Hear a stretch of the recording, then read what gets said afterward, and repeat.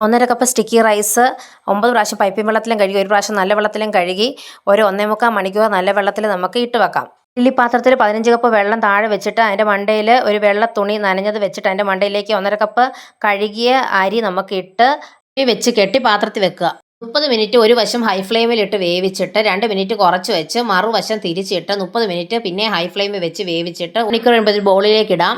100 ml coconut cream ഒരു പാത്രത്തിലേക്ക് ഒഴിച്ചു കൊടുത്ത് അതിലേക്ക് 1/2 കപ്പ് പഞ്ചസാര പൊടിച്ചത് ഇട്ട് കൊടുത്ത് ഒരു പാൻറ്റിൻ ലീഫും കൂടി ഇട്ട് മീഡിയത്തെ വെച്ച് 10 മിനിറ്റ് ഇളക്കി നമുക്ക് നിർത്തിയിട്ട് പാൻറ്റിൻ ലീഫ് അതിൽ നിന്ന് എടുത്ത് കളയണം. കോക്കനട്ട് സോസ് ഇവിടെ റെഡി ആയിട്ടുണ്ട്. 1.25 കപ്പ് കോക്കനട്ട് സോസ് റൈസിലേക്ക് ഒഴിച്ച് ഇളക്കി 32 മിനിറ്റ് മൂടി വെക്കാം.